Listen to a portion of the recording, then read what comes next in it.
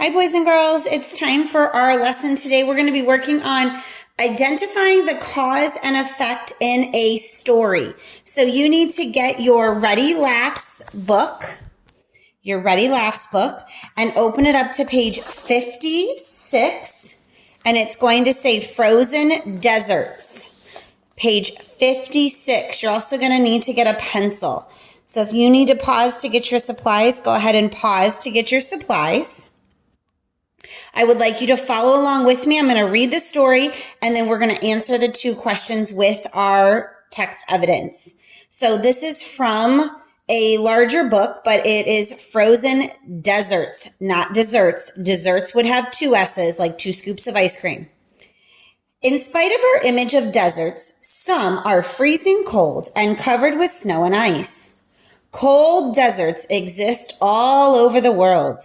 They are found in Asia, Africa, South America, China, and even the United States.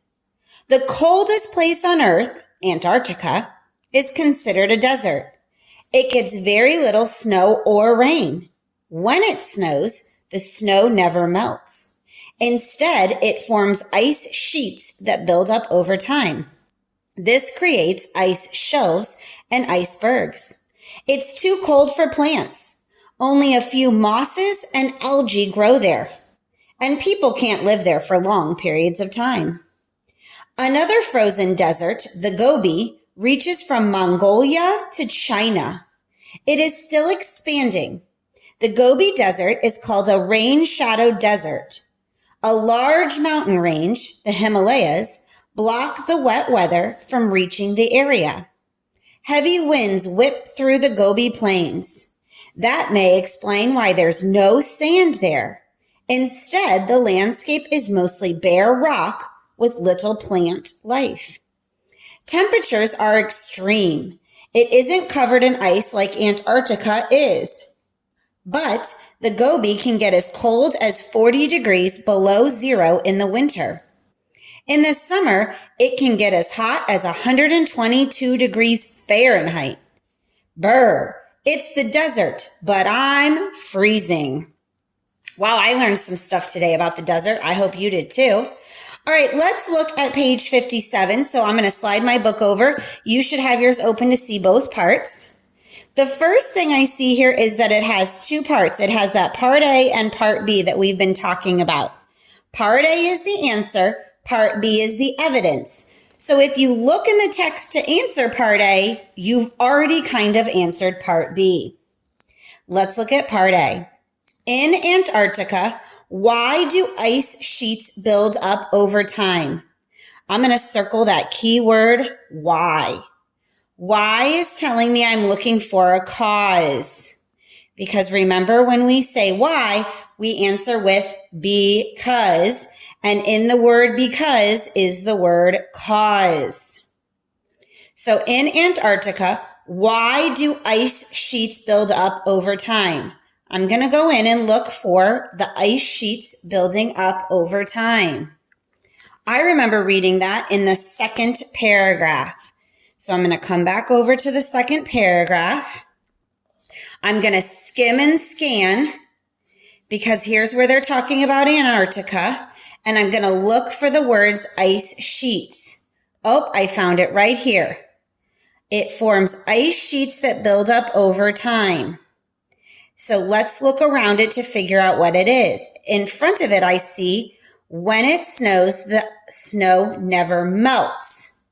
That makes the ice sheets build up. That makes sense. I also see that it gets very little snow or rain. Okay, so now I have found some of my answers. Let's look back at our answer choices and eliminate them. Because Antarctica gets very little rain or snow. Well, we did find that, so that might be the answer. I'm going to put a check mark. Because when it does snow, the snow never melts. It said that also. Because there are few plants to stop the ice from forming. It did not say that choice. Because there aren't enough people to break up the ice, it did not say that.